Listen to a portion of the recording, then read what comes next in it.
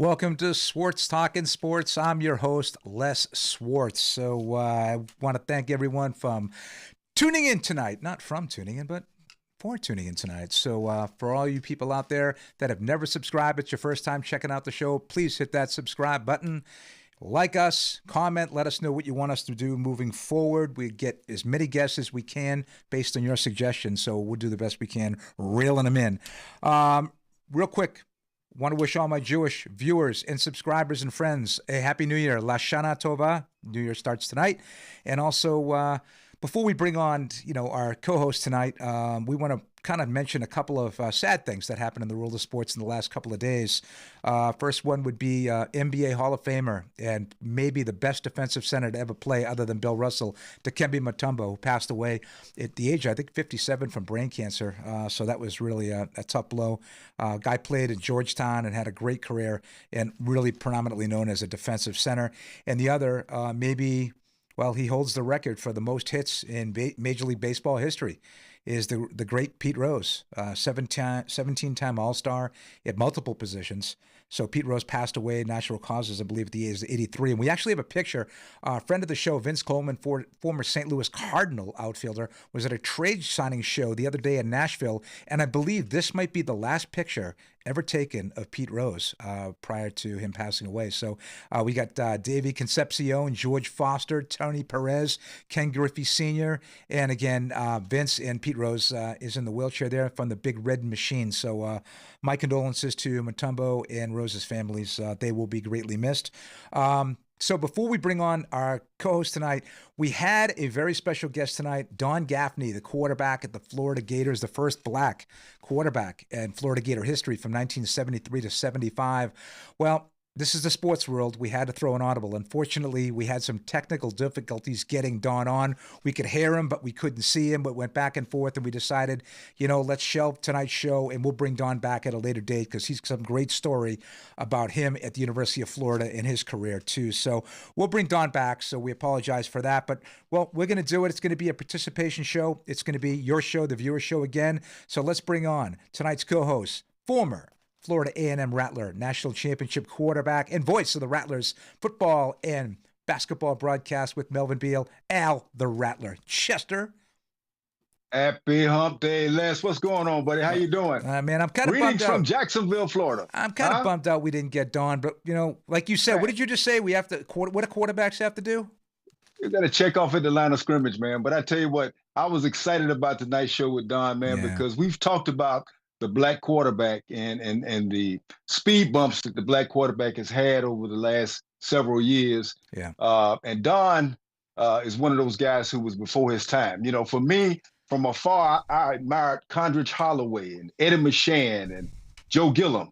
But right at my back door was Don Gaffney, man. And I tell you what, this guy could light it up so they could write it up. And I tell you what, he always made the band play. Well, I remember him. I remember watching him, in the Gator Bowl against Maryland in 70. I think it was 75. And I really was rooting for Florida hard. They had some great players in that team.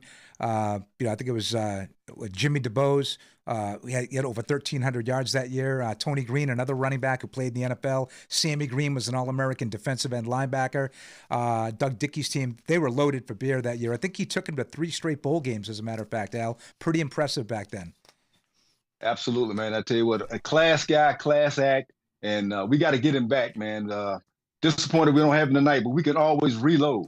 So, Don, stand by and get ready to come another time, buddy. We're going to get you back on. The great number 8. We'll have him back. But before we get to tonight's show started, let's bring on our other co-host live from Leland. We got Benny the Book, the King of Carolina. He's going to be, just came back from his travels. Now he's turning it around. He's going to Florida for a week. So, Benny, thanks for popping on. Good evening, gentlemen. How are you Benny doing? the Book. How you doing, How you doing, Benny? Happy belated birthday, my man. Thank you. All right. Well, guys, we gotta kind of so what are we going to do? We're going to kind of throw this one out to the viewers out there. If we got people out there, throw some questions. Yeah, we had 2 upsets already in the baseball playoffs. Yeah, why don't you let's give us something. What's going on? Tigers swept the Houston Astros. Wow. The Astros have been in the division series game since 2016. some Wow. run.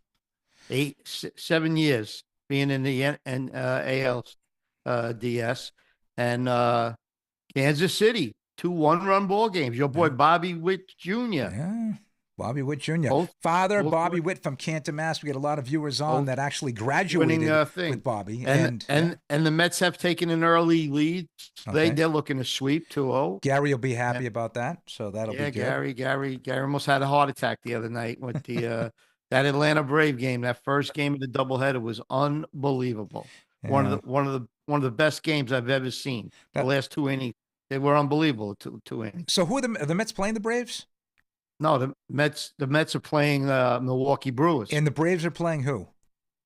San Diego. San Diego. They're down 1-0. Yeah, They lost Padres. last night. Padres had a good year this year. Padres had a good team. Yeah, they got some good starting pitching. The Padres.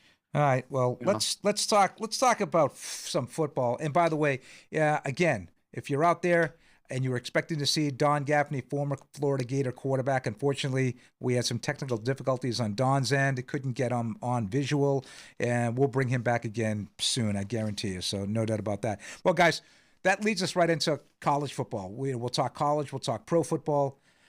Before we get into games, let's talk about something that happened last week that really made national news. And when Benny, you were picking the games last week, you had UNLV and you said something's not right.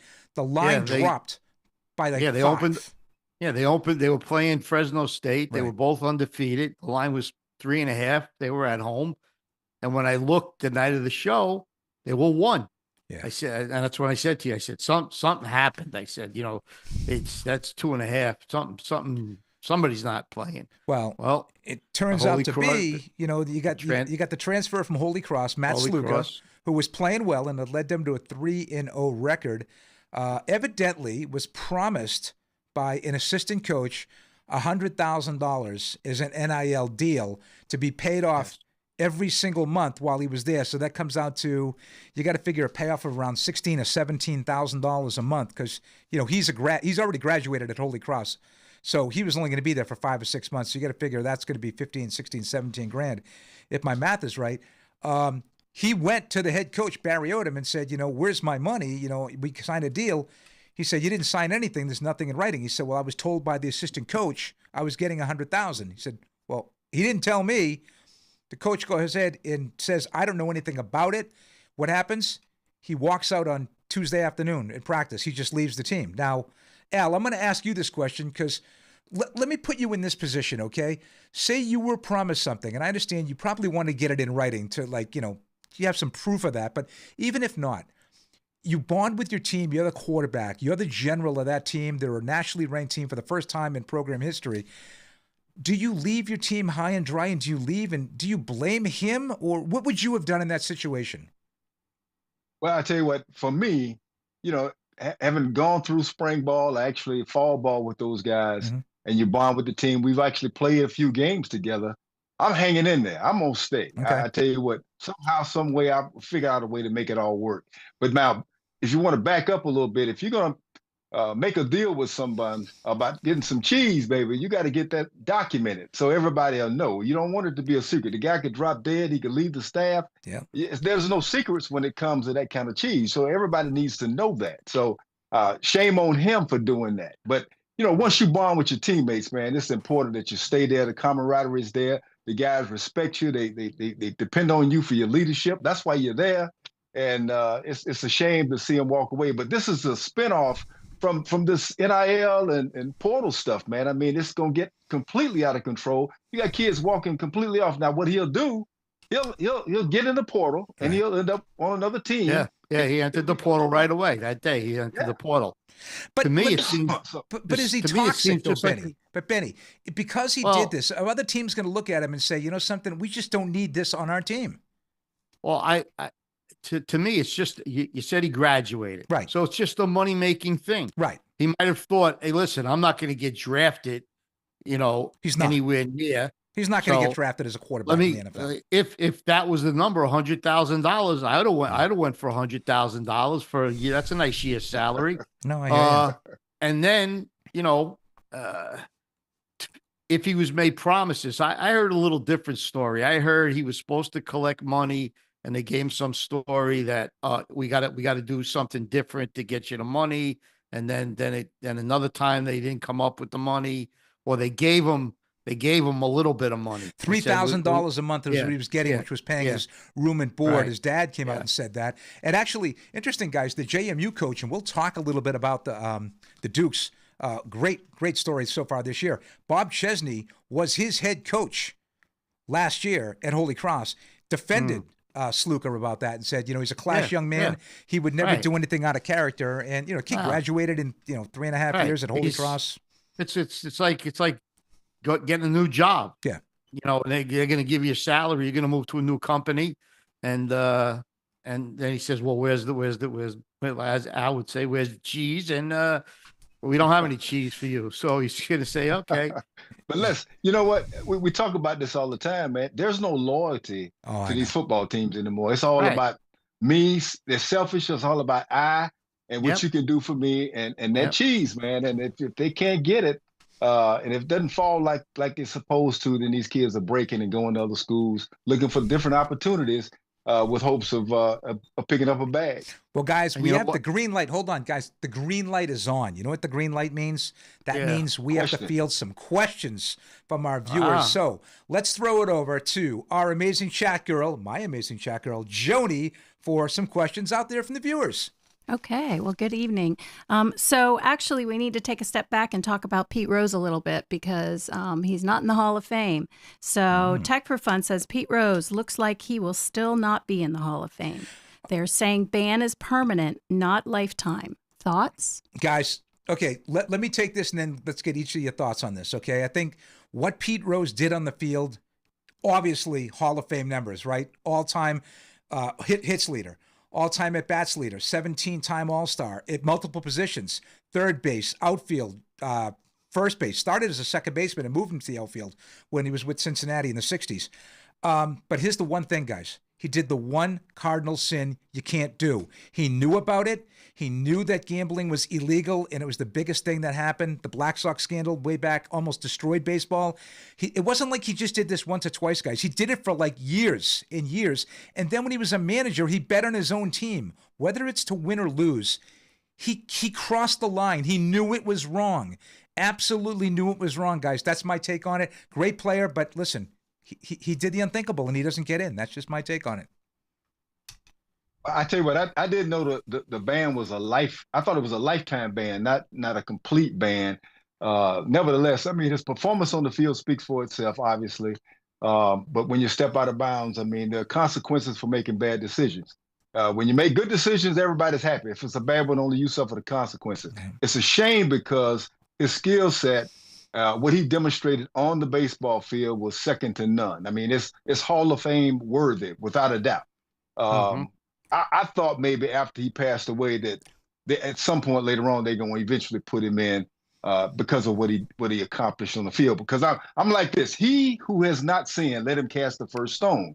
And and all I'm saying, at some point, don't we have an opportunity here to draw the line and say, hey, look, the guy was all world on the baseball field, and yeah, he stepped out of bounds, but who didn't step out of bounds? Who hasn't stepped out of bounds? There are guys that probably have done worse things that are in the Hall of Fame, and the guy was one of the best baseball players ever.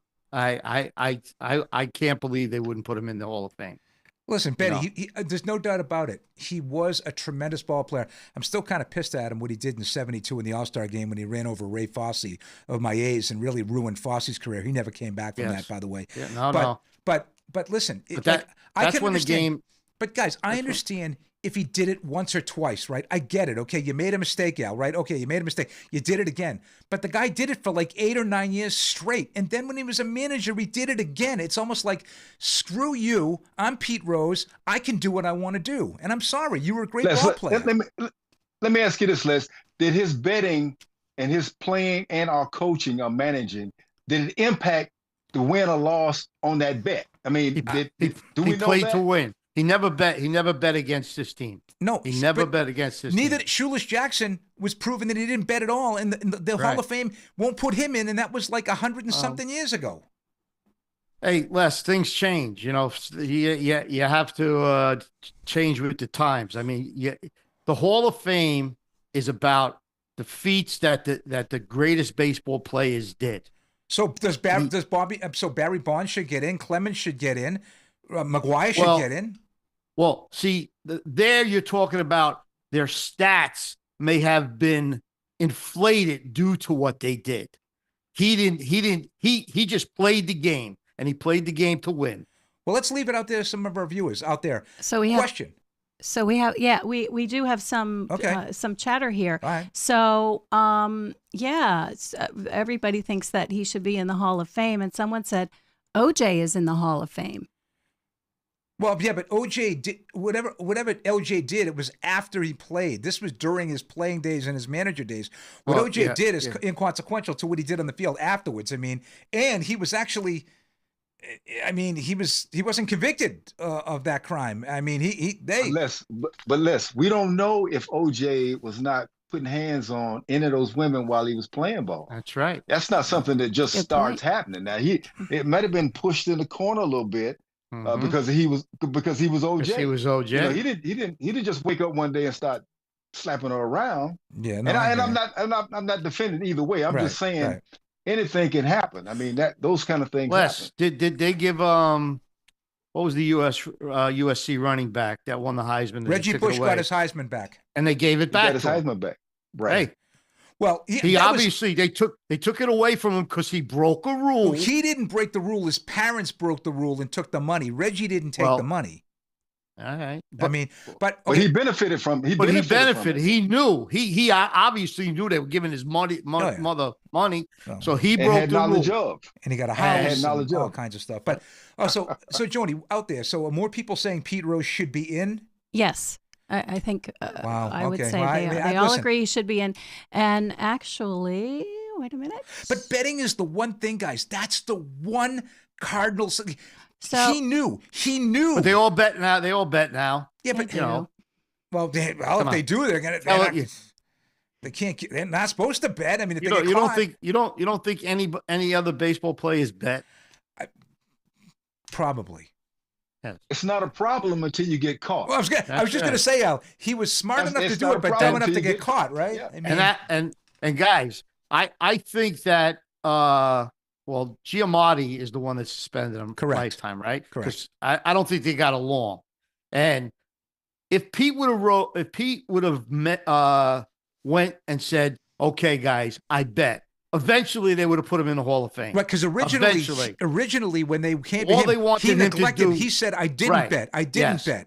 Yes, and they wanted him just to admit it. And after a while, they probably would have put him in the Hall of Fame. Hey guys, and then it got to. Well, hold on, real quick. Let me throw it at you. Someone's going to pipe in here on this one because they have the advantage there on the internet. Who did Pete Rose get his record hit off of?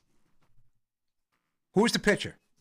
It was I think it was at the Vet in the Phillies. Yeah, it was Phillies. But it was at the Phillies. Yeah.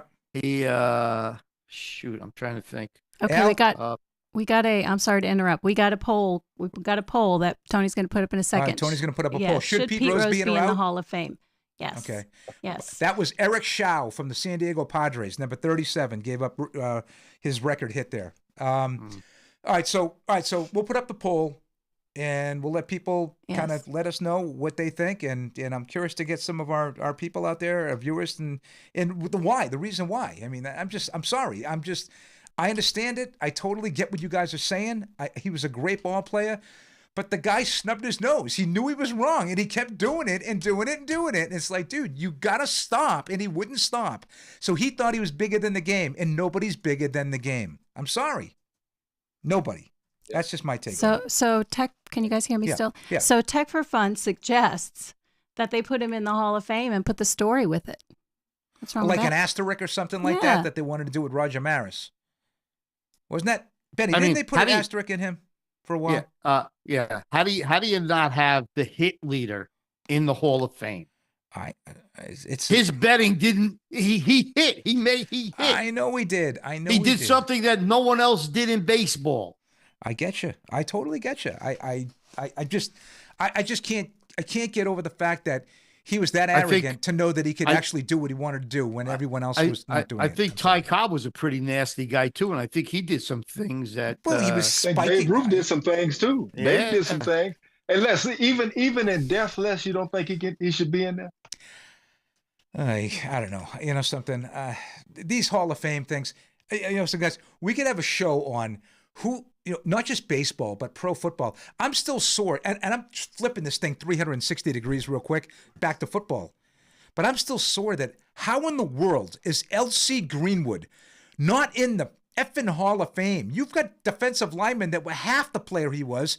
He was all decade of the 70s, won 4 Super Bowls, at one point held the record for most sacks in Super Bowls, and he was a Pro Bowler 6 out of his 10 years, and the guy's not in the Hall of Fame because there's too many Pittsburgh Steelers in there? I'm sorry, that's a weak-ass excuse. That is pathetic.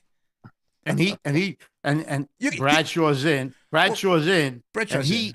I mean, he was a good quarterback. I don't think he was the reason they won. Well, he was the last two Super Bowls, Benny, he was, because they threw the ball a ton. The last two. I agree with you. The first 2 Super Bowls, it was Franco Harris and Rocky Bleier and that steel curtain defense. And the last defense. 2, it was all him and Stallworth and Swan. Oh, that one year the defense gave up like 29 yards a game rushing through the playoffs. Yeah, that was the first one they when they played the Raiders and the Vikings in the Super Bowl. There's a lot of guys. Yeah, you know, but for real, guys, how do you really measure the success of a quarterback? By the number of touchdown passes he throws, or by his leadership, or by the games that he wins? I mean, is it the rings? Is it the Super Bowl rings, or is it the number of touchdown passes? I mean, I think Terry would tell you he'll take the rings over the passing yard touchdown. Yeah, and it's true. I feel the same way. Yeah. You know, sometimes you get stuck in situations, and I'm gonna use Don as an example. Don was a throwing quarterback in high school. Yeah. He goes to University of Florida and has to run the wishbone. Right. I've had a similar situation. We ran the slot eye offense where we ran the football more than we threw the football. But we won 2 national championships. Right. So do you punish me and tell me I'm not a good quarterback because I don't have 5,000 yards passing? Mm-hmm. I mean, how does all that work? How do you measure that? Well, it comes out of criteria, guys. It's like, what is the criteria for a Hall of Fame quarterback, or when everyone talks the GOAT the GOAT? What was it? Which the GOAT? I mean, what criteria are you talking about? Are you talking about Super Bowl wins? Are you talking about stats? Are you talking about athletic ability? You're talking about how many playoff games a guy went to? I mean, come on. I mean, that's why I say, Al and Benny, this is what I say. And I'm going to get the viewers' take on this out there, okay? It's impossible to have a GOAT of all time when they played in different eras under different rules.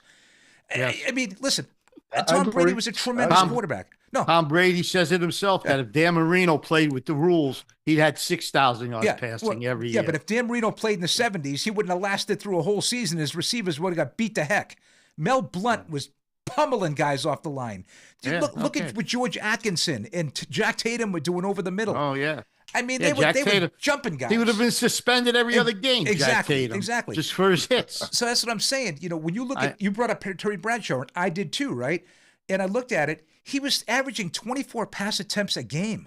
Yeah. Guys throw 24 and a half now, Al, right? Yeah. Oh, yeah. A quarter. They throw 24 times in a quarter. Yep. Yeah. Different game. Do we get some more? Well, I just want to read some of these comments because it's lighting up. Yeah. So Eric Mayer says, and I believe he's talking about Pete Rose now, if they never let him in, Owatani shouldn't be allowed when retired. What? I bet nothing. Ohtani didn't bet. That was his guy. He didn't place any bets. Come on, Eric. Come on. I think Eric wants us to do we know Kirby that, Puckett's the greatest baseball player. Do we know that conclusively? Kirby Puckett was a really good baseball player. He was, and Eric's from Minnesota. He's a big Twins guy, but one of the best hitters probably in the American League ever. Yeah, but they played in that hefty bag stadium that was ridiculous. Stop. Okay, but Ohtani he didn't bet. That was his handler that bet. Well, that's what they made it out to. And if Ohtani, Eric, we don't know the truth about if it comes out that Ohtani was pulling the strings and he was behind this whole thing and his guy wagering, then Ohtani doesn't get in.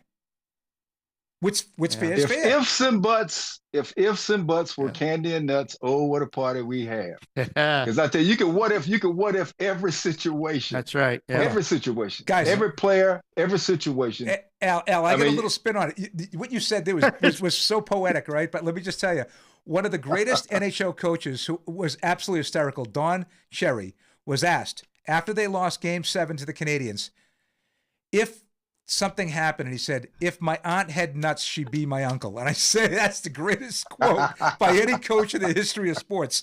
And then he followed up with, guys, hold on. Then he followed it up with, the Canadiens are playing the Rangers, and one of the reporters says, "So who do you like in the game, the Canadiens or Rangers?" And he goes, "Really? That's like asking me whether I want syph or gonorrhea." He really said that in an interview.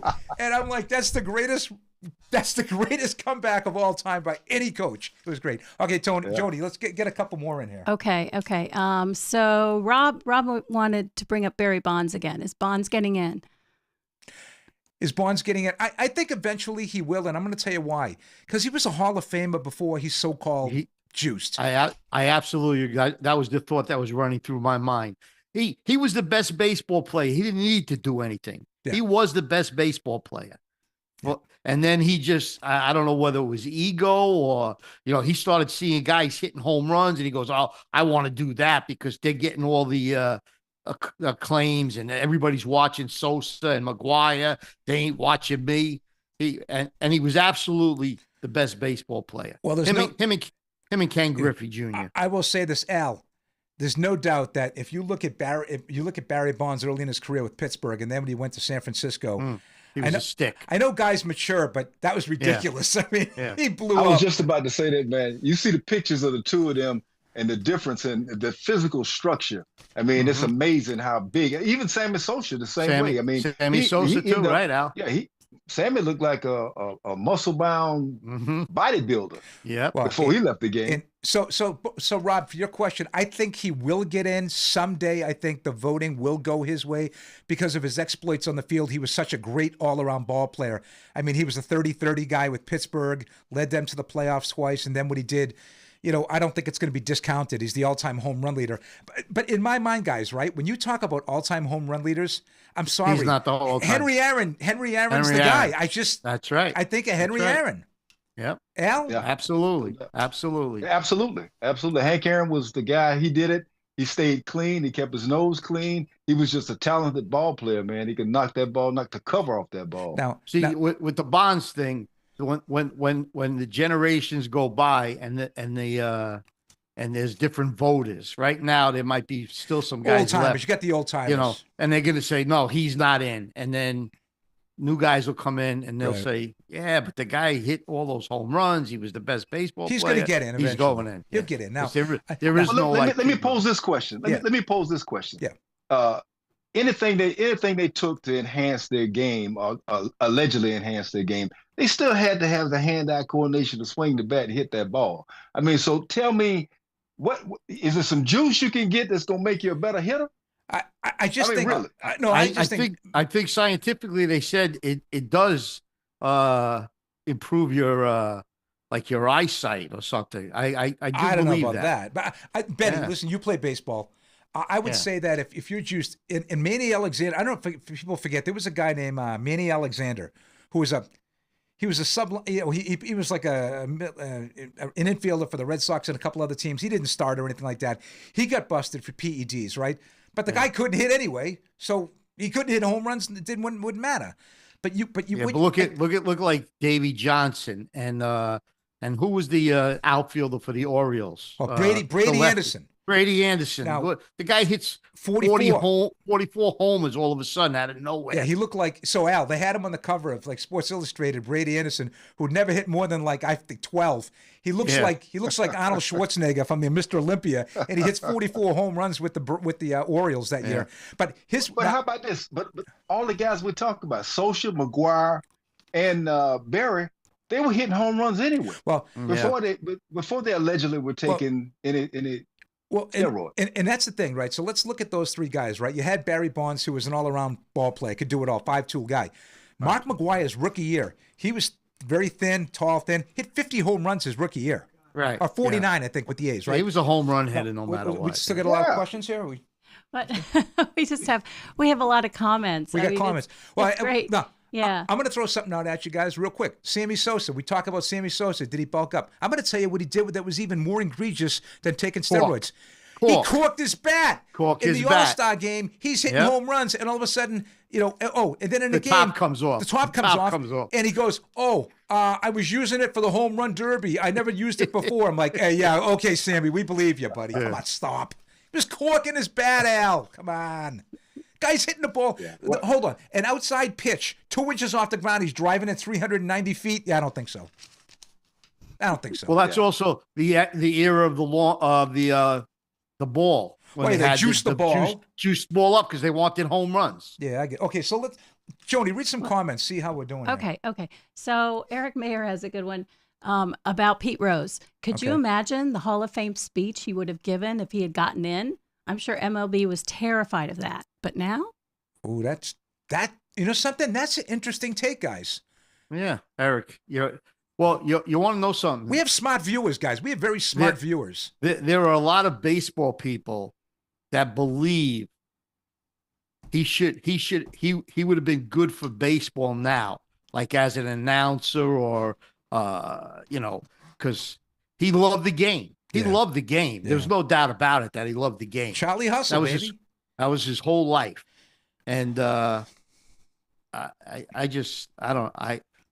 firmly believe he should be in the Hall of Fame. Right. I thought they would have forgot about it after a while. Like Al said, come on, guys. They even forgot about Shoeless Joe Jackson. Okay, so all right, So put him in. Okay. Put him in too. They should put him in. He was proven he wasn't part of the scandal. So Right. Go ahead, Joni. So Sue Simmons, she agrees with Les. She says that he was betting when it was illegal. Weren't those the rules then? Nobody wants to follow the rules anymore.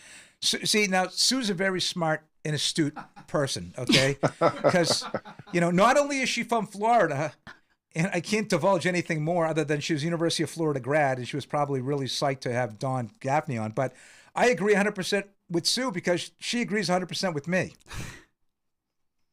Guys, I'm sorry. Sue wins that one. I don't know too many people who agree with some of the things you say. Well, Sue does. Okay, let's go to another comment. Okay, so everyone says Al Chester should be in the Hall of Fame. Maybe stay controversial. Okay, so Al. Okay. Let's get into We this. talked Okay, about that. We talked about Al, that you know something? earlier. Al should be in Listen, the first Hall of all, we had Jeremy Roenick on the show. He didn't get in. We said, Jeremy, we're going to make it our mission to get you in the Hall of Fame. I know we didn't have anything really to do with it, but you know something? We made the case, and they did the right thing. Here's my plea. It's a plea to the Black College Football Hall of Fame. It's about time you recognize the only team. It's been, Al, you talk national championship when it comes to the Black National Championship of football, right? But what you did was you won. The Division 1AA was the first year it was enacted, and 1AA was all the way through until they got the FCS. It's the only HBCU school to win an outright national championship. It's got to be recognized. Rudy Hubbard's got to be recognized, and you have to be recognized as that quarterback. And it's about time they do what is right. That's right. I agree. I'm sorry I said that. I agree with Les. Oh, my God, he agreed with me. Hey, I got a good idea. Let's have, all you viewers out there, we all know you love Al. Al for president. Al should take over the show. Al's doing everything. I said, why don't let's start a writing campaign. Let's get it into the Black Hall of Fame, and let's get Florida A&M, Rudy Hubbard, and Al Chester in that Hall of Fame. Let's get it done. Guys, it's about time. It should be recognized. You should be in the College Football Hall of Fame. Never mind the HBCU Black Hall of Fame. What? They've got the criteria, and I tell you what, I really appreciate the pats on the back, man. And I tell you what, they can't change what we accomplished, whether they put me in the Hall of Fame or not. Myself or Coach Hubbard. Now, Rudy Hubbard is in the College Football Hall of Fame. Okay, but he's not in the Black College Hall of Fame. Explain that. Nevertheless, well, there's the College Football Hall of Fame. That's the big one. I would say the big. So he's in that one, but he's not in the Black College Football Hall of Fame. Yes, and I can't explain it. I don't get it. But it is what it is. That doesn't make sense. But what we accomplished, Les and Benny, okay. back in the 70s can't be changed. No. And if I had to do it all over again, I'd do it the same way, man. So I'm Yeah. good with it, man. Guys, can I I'm tell you good. what a tech I really am. Let me just tell you something. Can I tell you what a tech wizard we have here as a producer? Not only do we have the green light, then I got the red light. Now I got this monitor to the side. It tells me how long the show's going. We're 31 minutes. This is awesome. I'm telling you, you know something? McAfee's got nothing on us. He might have punted for the Colts and played at West Virginia. Couldn't handle this show. Couldn't handle it. Mountaineer. Couldn't handle this show. Let me just tell you. What else we got out there, Joni? We might, he might come on if we wanted him as a guest one night. Yeah, I'll have to wear my tank top. What else do we got? So Rob says Bonds directly cheated. Rose did not. Well, yeah, I feel that on the field. Yeah, I mean, let me ask you a question though. But yeah, he was related to Balco, the Balco thing, right? But was it ever proven that he did take steroids? It was just this big assertion. He took steroids, Les. There's no doubt about it. I know steroids. it. No, we see it. We agree with it. But was it proven? Like, did he test for it and he failed the drug test? I'm asking. Well, there's things that they've covered up. You know, like a lot of people say, I'm drawing a blank here. The Red Sox guy, David Ortiz, or David Ortiz was on the list. Well, on the list, they said he was on the list. He's only doing that because David Ortiz wrecked the Yankees in 2004. No. I like David. Hey, I liked him when he was at Minnesota. He was a great ball player, you know. But they said he was on the list. You know, they finagled everything. You know, hey, Roger Clemens. Did they ever prove? No. But the guy said he shot needles in his butt. But he also was to Al's point earlier about how good of a player Bonds was. Roger Clemens was a dominant pitcher with the Red Sox from the mid-'80s. Yes, of course. Dominant with Toronto and the Yankees. He won Cy Youngs everywhere. Yeah, he should be in. That's ridiculous. Rob, I agree with you. You got to know that Barry Bonds, McGuire, and Sammy Sosa weren't the only guys doing it. Oh, Rafael Palmeiro the other guys just didn't get caught. Rafael Palmeiro. Those other guys allegedly they were doing it, but they didn't get caught. At least they weren't pin up. Yeah. Rafael, great hitter. Right. Was a great hitter in college. He wasn't doing it in college. Right. But he did it later on. No, and then was it? He was a college teammate of Will Clark, right? Al. You know what they said about it? What's that? You recovered from injuries faster. It helped you get stronger. So, you know, that's a thing that 76%. counts. I mean, you know, some guys' careers are ruined. Hey, Don Mattingly, best baseball player for 5 to 7 years in the major leagues. He's never going to get in the Hall of Fame. And that's a travesty too, because he was the best right-handed hitter for a number of years. By the way, 76% left-handed hitter. 76% of our viewership says that Pete Rose should get in. So guys, I guess you're right. I'm not going to say I'm wrong because I'm never going to change my opinion on it, but the viewers are siding with you guys. Any more comments, Joni? Guys, come on. I mean, there's a lot going on here. Viewers, it's time. Pipe in, man. Let's talk. I mean, Tech for Fun has a comment, although I'm not sure. Is it about lighting? No, it's about Benny. It's about Benny. I want to hear his comment. I saw that comment. I saw it on the bottom already. Oh, I can't see it. The monitor is too far away. Did you? No. No, okay. I can't see it. Would Benny be willing to test the juice, and we see if his 40-yard dash improves? His 40. I couldn't run 40 yards right now. No. I'm trying to recover from pickleball last night. Yeah, I don't think 18 holes of golf. I feel like an old like a 90-year-old man today. Al, I'm trying to get Benny on the bike. I'm trying to get him to the gym. Forget about the juice. The only juice he's taking is orange juice. All right, guys. So listen, real quick. So let's go to a commercial break. I want to come back. I want to talk. We'll get Al. So we get the HBCU game of the week. Al's going to be doing the HBCU game of the week, and then we'll talk Benny's college picks, and we're going to do that. And more questions from you viewers. We'll be doing it right after this. Jim's Pawn and Gun Shop, located at 4212 Oleander Drive, Wilmington's #1 firearms dealer. Sporting a large inventory, including all brands of handguns and long guns, a full stock of accessories, and all types of ammunition.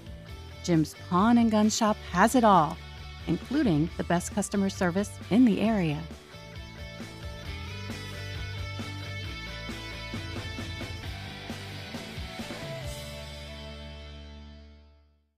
Before the lights go out, call Wilmington Generators. We offer the lowest price and a 10-year warranty for all Briggs & Stratton installations. A Briggs & Stratton powers more of your home for less money. Call for a free quote. Wilmington Generators. We play with power.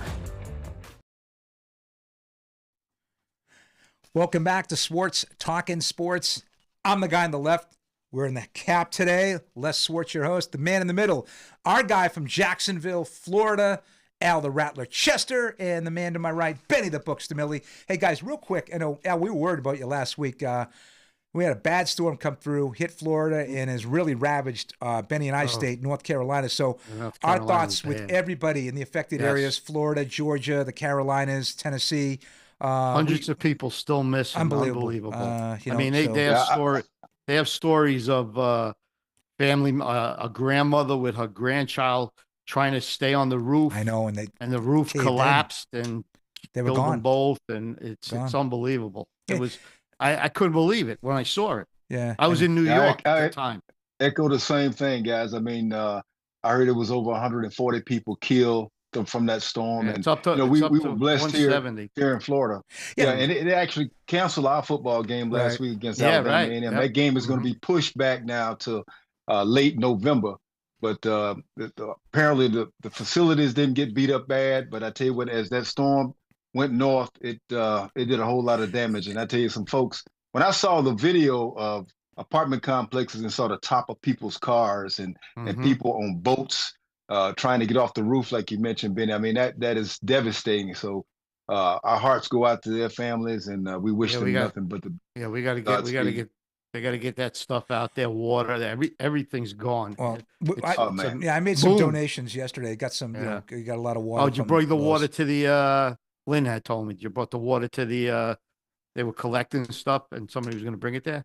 No, I just went to Lowe's and I just did a whole thing with Lowe's with canned goods and some water and stuff. Okay. But I will say one thing, the very bizarre thing about this, Al, is it came up right in through Florida, right? You got this thing coming through. Normally it's a coastal thing, but the crazy devastation, and a lot of people unfortunately have died from this, are in the mountains of the Carolinas and Tennessee, and that's normally where we go here on the east. We go inland to escape hurricanes and things like that, because it's usually a coastal event in the Carolinas, and it's just you look at these pictures. We're watching it this morning. Joni and I are watching this thing, and I'm just like, towns are wiped off the map. There's nothing left. It's like unbelievable stuff. So Alina had a wingspan of 400 miles. I know, guys. the wind. That's a lot. That's a whole lot. Big storm. Yeah. So let's hope that all these hurricanes moving forward stay out to sea and they don't affect us here or affect anybody else. So again, our thoughts with that. All right, let's go to Al. Al, it's the HBCU game of the week, and this is going to be very close to you because you're calling the HBCU game of the week. You know the teams. Let us know. I tell you what, before I get to that game, let's talk about last week's game. We had the Tigers of Jackson State and the Tigers of Texas Southern playing last week. And I said Jackson State would win, and they did 43-14. Ooh. But this week, my Florida A&M Rattlers will be going to Montgomery to play Alabama State for their homecoming. You don't play FAMU for homecoming, baby. I don't know who scheduled that. Anyway, head coach James Cozy III is going to take his defending national champs over to Montgomery and play on Saturday. We play on TV. It's going to be on ESPN. Right now, we have a 2-2 overall record. This is our first conference game, so it's going to be huge. And of course, Alabama State head coach is Eddie Robinson, not related to the Eddie Robinson from Grambling, but the linebacker who played in the league and who played at Alabama State. They too have a similar record. They're 2-2 overall, and they're 1-0 in the conference. They beat Bethune-Cookman last week. It should be a showdown, man. It's going to be standing room only in their stadium. They have a beautiful facility. We had a chance to tour that facility when we were there a couple of weeks ago, getting ready to play Troy. And but nevertheless, I tell you what, I'm excited about what we're going to do this week. Our guys are anxious. I talked to some folks in Tallahassee. We've had some great practices this week, so I'm expecting if our guys can play like we played the last two weeks. I mean, the last two games. Now they've been Power 5 schools, if you will, or Power 4 schools, but if they can play at that level, I don't think we're going to see that same type of talent in the SWAC. And that's me talking about my Rattlers. But I'm thinking that we're going to have a good game on Saturday, and we'll be talking about this one next week. I'm Okay. expecting Richardson to go off. I'm thinking he's going to throw for 250 plus, a couple of TDs. I think the Rattlers offense is going to get in gear here. And I'm looking at you guys as scoring a big win. I'm looking at maybe 37, 38, 20, 17, something like that. Well, I tell you, everything moving forward counts. I mean, this is the steps in the drive to the national championship, to repeat a national championship, all conference games. That's all we have left. It's showtime. All right, well, Okay. that's the HBCU game of the week. Al's going to be broadcasting that. We'll be checking it out on Saturday afternoon. Again, it's on ESPN as well. Let's go to Benny the Book's college picks now. So, before we do that, there was a little shake up in the standings. We do, but before we do that, let's throw this out. If we still get some viewers on the line, I want to get their input on this. So I want to pull up the top 5 Heisman guys in the race right now that I think are going to be the Heisman contenders. Listen, this thing changes week to week. Some guys do good, some guys don't do well. They have bad games. This is the way I look at it, guys, and I think the national pundits agree with me on this. Jalen Milroe, fantastic game against Georgia on national stage last Saturday night. You got Cam Ward. He threw a couple of picks and, made the play late, but, they got lucky in that Virginia Tech game. We're going to throw some video after we do this. I'm going to have Tony throw some video on this thing. Ashton Genty, guys, if people out there have not seen this kid out of Boise State, if you remember Walter Payton and you like Barry Sanders, this is a combination of both. This kid is electric. You can't tackle him one-on-one. And I think if Tony can pull up some video, I think we got 2 or 3 of his touchdowns in a big win last week against Fresno State. And you got to see this to believe it. This is how good this kid is. Check this out, guys. Look at this. This is outstanding. Look at this. How many guys? It looked like every guy in the defense hit him except one. Exactly. and then he's got the speed to go deep. He's not even running. He's just like waiting for the guys to try to come and catch him. All right, look at this. Holy mackerel. He's carrying 3 guys. That's another one. 7 guys hit him. And look at this one. This is his latest run. I think this pretty much wrapped up the game. I mean, bounces it outside, Al, and takes one guy and goodbye, cuts inside, and he's gone. The rule for running backs is make that first guy miss. He makes every guy miss. He does. He's a talent. 24 5th. He's a talent. Whoa, look at that. Hey, we actually had a preemptive commercial in there. That was crazy. But yeah, so I'm telling you, this kid's unbelievable. And we got a couple more clips before we get to Benny's picks. This was the game I was talking about. Jalen Milroe making a great play to maybe the best wide receiver in the country, freshman Ryan Williams. This kid is electric. I don't know if we have the video. Alabama, yeah. The Alabama video, yeah. We're getting Tony good. Tony's he's learning these things. Alabama, yeah, Alabama. There we go. Watch this play, guys. This is the game-winning play. Check this out. Look at this adjustment look at this. Look at this. Kid's 17 and a half years old. Lynn Swan-like. Didn't he make a great catch for the first touchdown also, I think, in the game? He did. Yeah. He swiped it out of the guy's hands. Yeah. I mean, just an incredible play by this kid. I think, guys, the 2 best wide receivers in the country could very well be freshmen this year. You got Ryan Williams in Alabama and Jeremiah Smith at Ohio State. He's breaking all he has 2 more touchdown catches. He breaks Chris Carter's record as a freshman at Ohio State. So, and these 2 guys are going to be around for the next couple of years. So I got to give Georgia props though. Alabama was one of my picks last week, and I went to bed at halftime, not thinking that they lost the lead and had to come from behind. Well, because they got blitzed. I mean, it was 28-0 in the first quarter. Well, listen, I missed the first half. Al's texting me 7-0. 14-0, 21-0. I'm going, wow.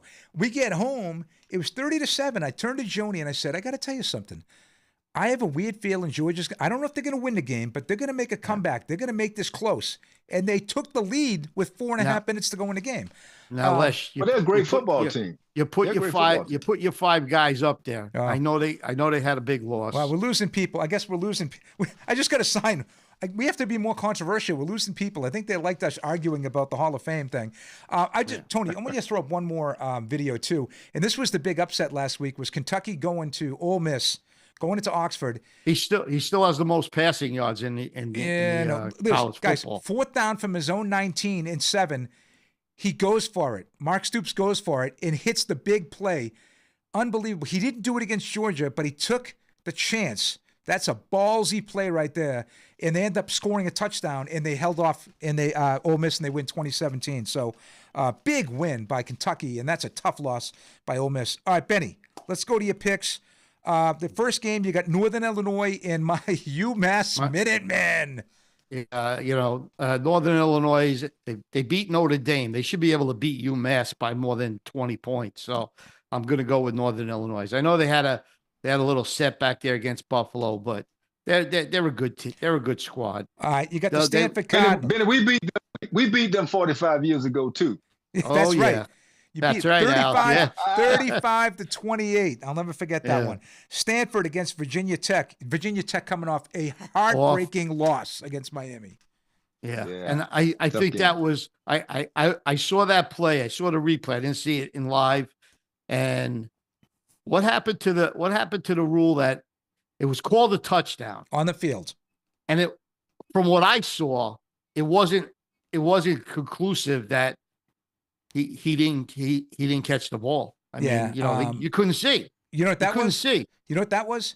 That was the ACC brass saying, give it to Miami because we can't have Miami have a loss against a non-ranked Virginia Tech team. That's what that was, okay? So they got to go across. They got to go across the country, and I'll take Stanford plus the 8 points. Okay, then you got South Carolina. Well, you got South Carolina, Ole Miss. Ole Miss coming off a tough loss at home, and South Carolina's got Sellers back. He's quarterbacking this week. Got their quarterback back, and they were playing very well against who was it when he got hurt? LSU. LSU, and they fell apart after he got hurt. My fourth game is I'm gonna take that Washington Husky defense against Michigan. I still can't believe they're ranked. 10th ranked. I can't believe they're ranked 10th in the country. And I'll lay the 2.5 points. And on my fifth and final game, I'm going to take NC State, laying 5.5 against Wake Forest, the Demon Deacons. all right. They usually NC State seems to be playing a little bit better. They were high expectations, so this is a game they must win. They got to win. All right, so you got Northern Illinois, the Huskies. Even though they had a big win against Notre Dame, they've fallen apart. They've lost 2 out of their last 3. You got Stanford, South Carolina, Washington, and NC State. Guys, well, before we come back with Benny's picks and we let Al go, I want to throw up the Sports Talking Sports Top 12. And I know that even Benny likes some of these picks. I know I left out Ole Miss. I think I left out. I like them all except for one, just Clemson. I don't like Clemson. I think there's 3 or 4 other teams that could be up there. Iowa State. Here we go right here. So, guys, I know Alabama had a big win last week. They beat Georgia, great win, but I still think Texas's overall body of work. Alabama, Tennessee was idle. They come back next week. Tennessee's playing. Who's Tennessee playing this week? They're playing at Arkansas. Ohio State, big win. Oregon looked impressive against UCLA. Penn State's defense is for real, and they can run the football. Everybody looks impressive against. Illinois. Well, Illinois was ranked. Okay, and UCLA. UCLA. Yeah, UCLA stinks. Deshaun Foster will be out in a couple of years, guaranteed. The Hurricanes, I have them sliding down a couple spots. Missouri, up there. Brigham Young, in new entrance into the STS Top 12. They look to be, with Iowa State, the class of the Big 12 right now. Iowa State. Yep. Well, Iowa State didn't have in there, but Brigham Young, I think, plays better defense. Boise State and Genty, and then I did throw in Clemson because I think Klubenik's playing really, really good right now. Clemson's kind of, I think they got their stride right now, and I think they're gonna challenge Miami. I can see them running the table until they play the Hurricanes. So that's my STS top 12. And that's a good look, Les. That's a good look. Yeah, not bad. A good look. I think these are the teams you're getting better. You're getting better, Les. Well, you know something? Out of this list, guys, you got to figure 8 or 9 of these teams are going to be in the playoffs. That's the way I'm looking at it. So, but anyway, Al, I would agree. Listen, all the best to you this weekend in the HBCU game of the week. Beat the tar out of those guys, please. Do me a favor. Yeah, and, come on, bring it home, man. Let's have Richardson. All right, baby, we'll try. Bring that win home. Let's have Richardson. Yes, sir. Let's have Richardson make some plays, man. So listen, we'll be listening to you this weekend. We'll see you next Wednesday. What are we doing next Wednesday? What do we got for a show next Wednesday night? Do we have anything? Yeah, you have the. Oh, it's us three. No, it's us three again. We're back again. Again? Maybe we can get Dawn. Let's try for Dawn next Wednesday. Let's see if we can get Dawn back next Wednesday. Yeah. Okay. Yeah. Yeah, All we'll right, give we'll that a do shot. Florida. Yeah. You guys will be in Florida. Dawn will be in Florida. I'll be the only one that won't be in Florida. So, well, listen. All right, reach out. Tony's going to reach out. We'll see if we can grab Dawn. Well, listen, Al, have a great game this weekend. Have an outstanding weekend yourself, and we'll be back with more Sports Talking Sports with Benny the Book's NFL picks after this.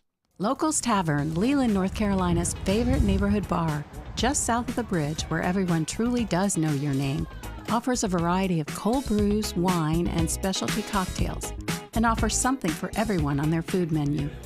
With daily lunch specials and live evening entertainment, Locals is a hot spot you won't want to miss, where you can unwind in a casual atmosphere with friends, both old and new.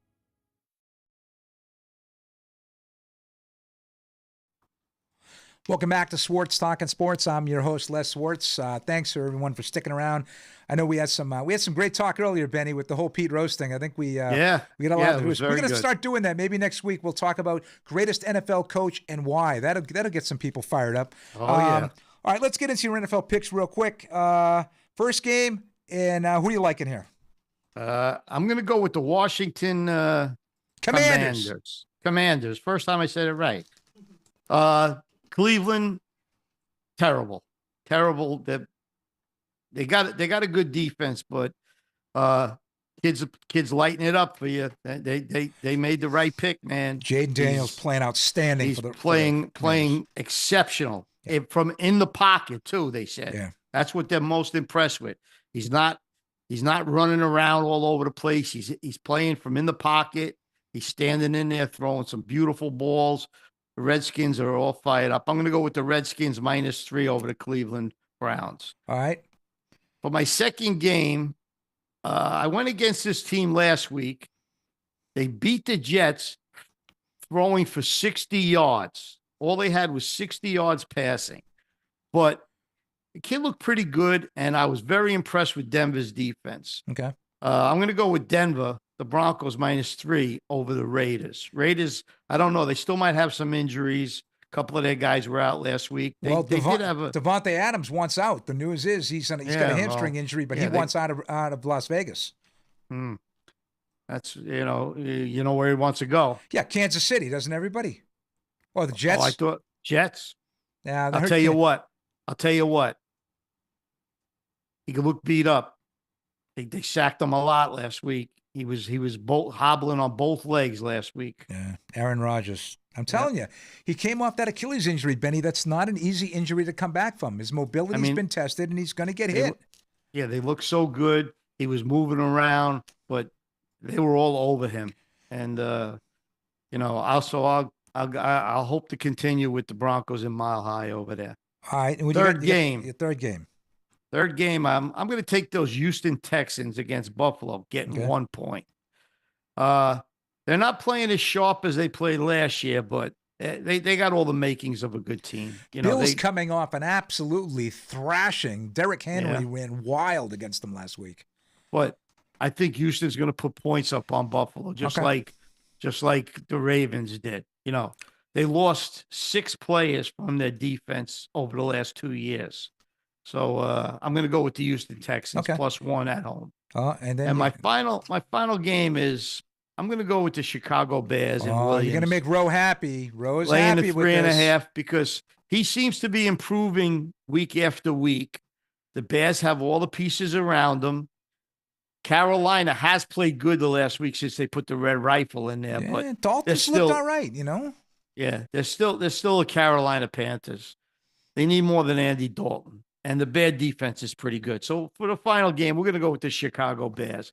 We'll lay the 3.5. All right. And I think you went 2-2 last week, Ben. Yeah, so you're 500 there on was the season. little controversy there because that one game I should have. The Giants, the real line was 5.5, and we had the line on Monday morning or Tuesday morning, whatever it was, 4.5. So I would have had a win instead of a loss. Those are the perils of, unfortunately, our show is Wednesday, and we got to be able to pick these things earlier. So the line does change. So you like Washington, Denver, Houston, and the Bears for your final pick. Yep. Well, listen, I want to, we're just under an hour here for the show. we did have to change this thing up on the fly. We had to pull an audible. Hopefully, Tony can get in touch with Don, and we'll get Don Gaffney next Wednesday because there was a lot of good things that we're going to talk to him about. And by the way, anybody out there that is into wrestling, Tony and I will be at the North Carolina Wrestling Association event this Saturday in Clayton, October 5th. Doors open at 6:30. We're going to be in the ring. We're going to be interviewing some of the wrestlers backstage. We'll hit up AJ Francis. I know a lot of people got a kick out of him. So Tony and I will be there. We'll get some good video in the ring, hopefully, and we'll be able to show it on future shows. So again, great viewer questions. I love that the line was lit up earlier with the whole Pete Rose thing. We ought to do that. We ought to come up with some kind of a angle, Benny, every week about something that's the fans that get really passionate about, voting on and doing something controversial. And I think we're getting a thumbs up. So Tony's like, yeah, we ought to do that. We ought to do that. So we had Don, but my co-host Al the Rattler Chester. Good luck this Saturday. For Benny the book. Good luck. Have a good time in Florida. Enjoy. Safe travels down there. For my amazing chat girl, Joni, my producer, Tony the Tiger Smeraldi. This is Les Swartz saying, have an awesome week, and we'll see you next Wednesday.